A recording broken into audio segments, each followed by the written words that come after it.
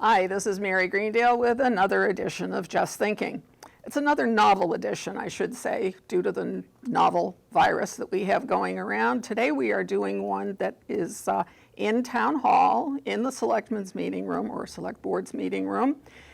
And my guest is Travis Ahern. He's the new town administrator. And you will see that Travis and I are more than 6 feet apart, but we're not wearing masks. We're trying to do the right thing, but by the same token, it's really hard to have a conversation on a television set and stay, what are we, 8 feet, 10 feet apart? At least. Feels like I should be yelling and waving. But anyway, Travis, welcome. Thank you for having me. Holliston. Thank you. Welcome to HCAT and to Just Thinking. I'm sure this will be the first of many opportunities that we get to talk. Excellent. Today we decided that we would do something a little different. We just wanted to get to know you a little bit, as opposed to having you come in here with some official business that we have to talk about. So today we just wanted to start out with some fun questions. We do this kind of thing on our show Heartbeat of Holliston that we have on HCAT, where we'll do things like, who are you in real life when you're not pressed at work? So why don't you just tell us a little bit about yourself to get us started, and then we'll go from there. Sure. My wife and I, Lisa, my wife, and our 2 children, Sean and Ryan, live in Wayland. We've lived there for about 2 years. Prior to that, we lived in Waltham and Quincy as well. So we've got around the state a little bit, the eastern side of the state at least. And we're excited to sort of have an opportunity for me to be working relatively close to home. And I'm excited to be here. And when I'm not here, generally, that's where I am, is with my family. It's pretty much all I do outside of work. How old are your kids?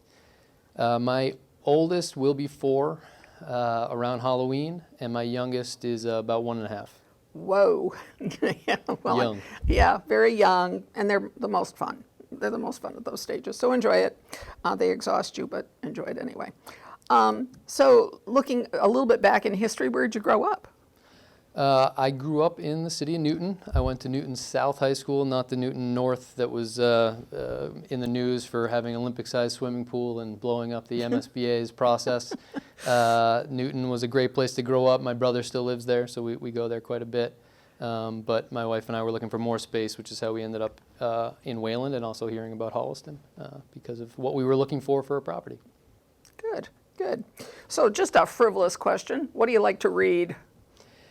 If I'm just choosing, my choice is generally novels. If I'm doing it for pleasure, I did in the beginning of my career when I was on the train quite a bit, going in the city of Boston. I would get through the Times Top 100 English language novels since 1923.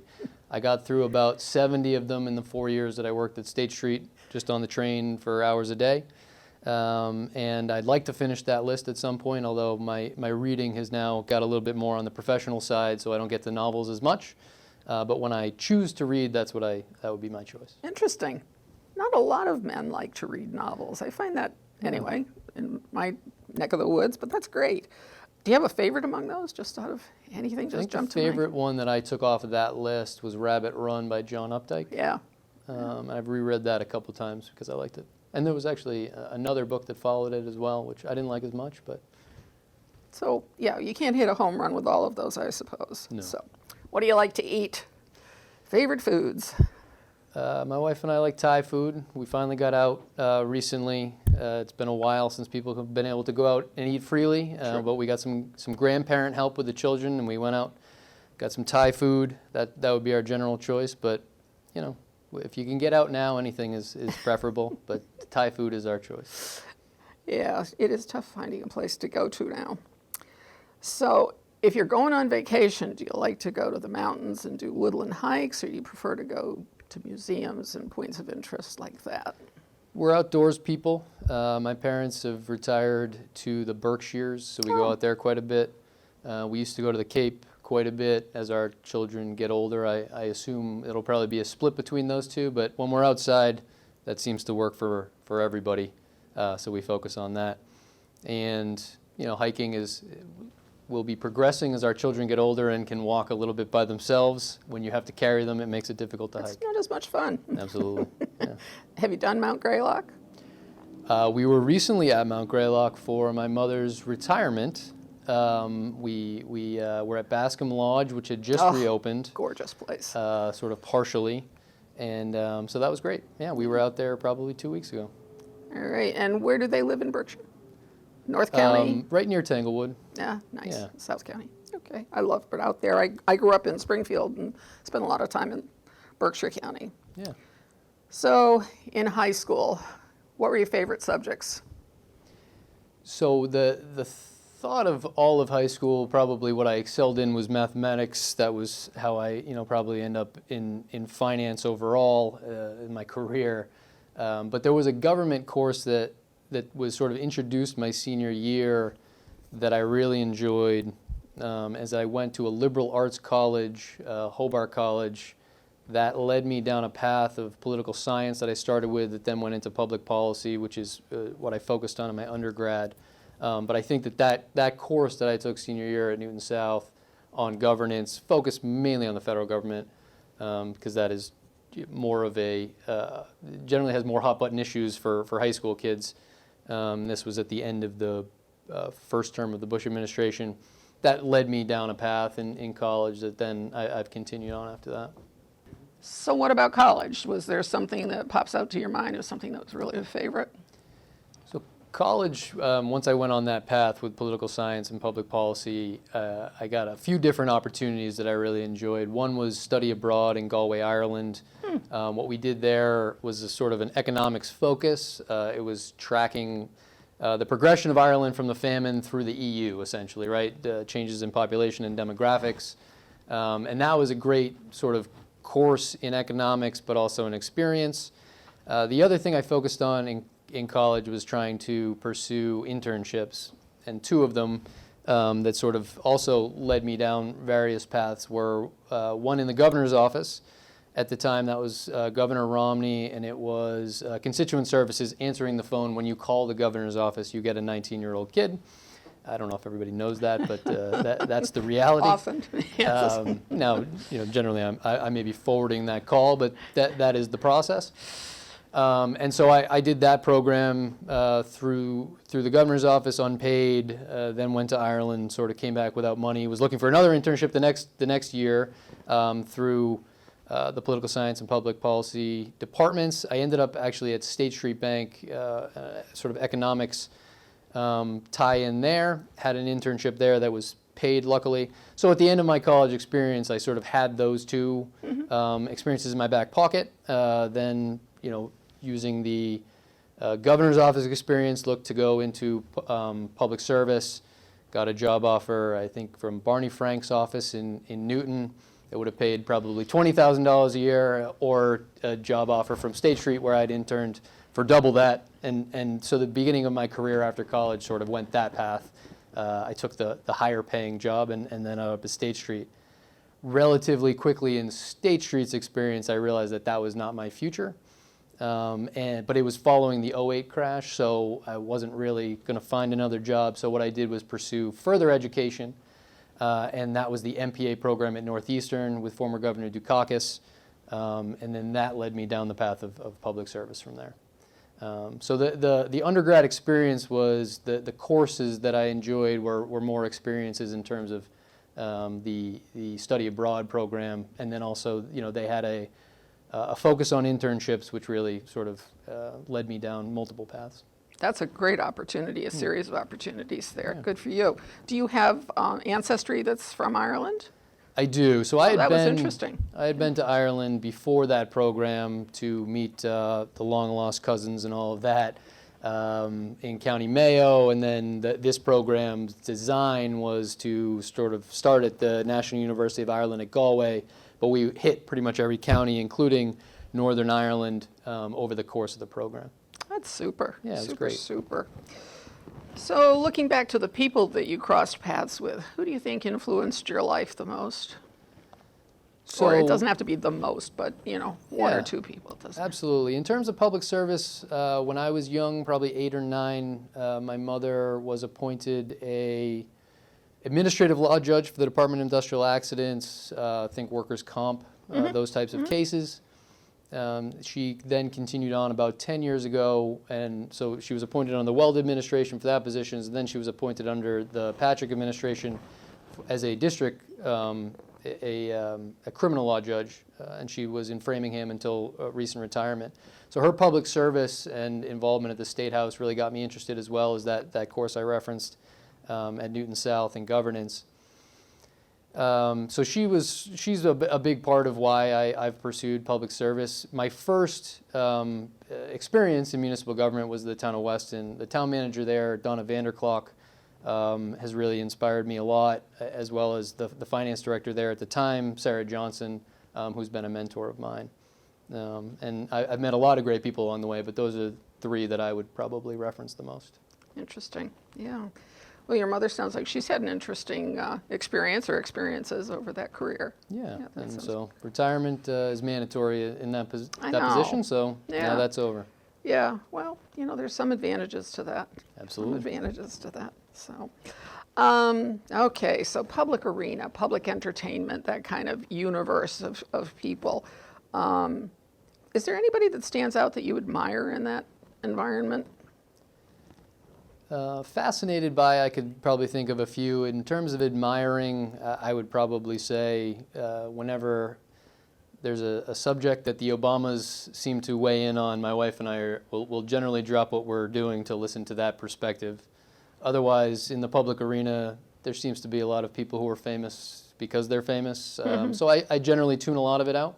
But I would say the Obamas, for the most part, whether it be Barack Obama, Michelle Obama, the things that they've seemed to focus on since the administration left, they still seem to be interested in things that I'm interested in. Name a couple of those things, if you don't mind. Well, the initiatives specific to the Michelle Obama side of it, in terms of health in schools and things of that nature. My wife is her profession is education. She works at a school for kids with autism. A lot of those types of topics have been of interest to us. And then a lot of what's going on in sort of the political realm at the moment that former President Obama has weighed in on.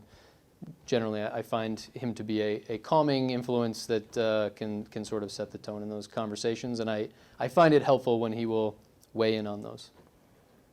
I get the sense that you're sort of a calming person. Yes, would that be fair? Generally speaking, I'd like to never get too high or too low on a subject. I'm with you. Yeah. So, is there a motto that you live by? Sort of good enough is never really good enough, I think I would say. If that's not a goal to shoot for, is good enough. That's sort of that should be the worst case scenario.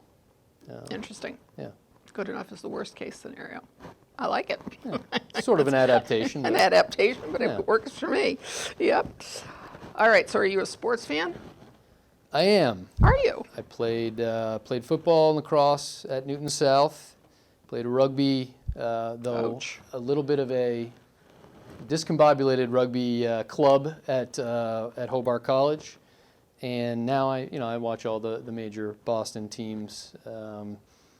Tried to take my son to a Celtics game. It was a little too loud for him. Haven't tried the Red Sox and or a Bruins game yet, but we'll see when those are back in person if I can get him there. Wait a while. Yes, probably. But yes, big sports fan. Not currently active in those arenas yet, but I'll still watch. Yeah, well, there's not much to watch these days. I feel sort of sorry for people that are sports fans because that's a huge part of life, and this is really, I've got to say, it must be a real withdrawal kind of process to, I noticed that some of the stations play old games and stuff, but that's, it's kind of sad. Yeah, did it for a while, got old very quickly. Yeah, really old. Yep. Yeah, so, all right, so for the biggie, dogs or cats? I have a dog, Tucker. He's our first child. And he's as old as my wife and I have been married, so we know the anniversary by his age. I'm not a huge cat person. My wife is, though, so I wouldn't be surprised if I end up with some in my life. But so far, I've only had dogs. Yeah. I started out as a dog person, and now I've got everything but the kitchen sink, you know, it's like, oh my God. That's how it happens. Yeah. I think if you're an animal person, Right. you generally, if something comes along, like a granddaughter who says she wants a bunny, a bird, another dog, you know, anyway. They bird-like. accumulate. Yeah, we have accumulated them. Anyway, so is there anything else that you'd like people to know about you, or what you are looking forward to about being here, or anything else that you'd like to add in closing? No, I think in terms of myself, as I mentioned, you know, it's not a very exciting outside of the office. My life outside the office is with my family and young family, but you know, we knew what we were getting into when I pursued this position, which is night meetings, a lot of community involvement. I think, you know, bringing my family to Holliston to sort of use the rail trail and things like that, I think will be a nice mix, sort of trying to have family time while also committing quite a bit of time to this job. I'm looking forward to it. I think the list of things, the priority list that was identified in the search, which, you know, I first met you through, through the screening committee, are all things that were of interest to me, and that's why I pursued it, despite being happy where I was at the MWRA at the time. So I'm excited, and I think, you know, that's my biggest thing, is just sort of, I'm going to find a balance soon with the young family and all this that's required in this position. But you know, we went in with it. We went into the situation eyes wide open. So that's sort of already been discussed, and just getting rolling. I think your kids are going to love Fisk's.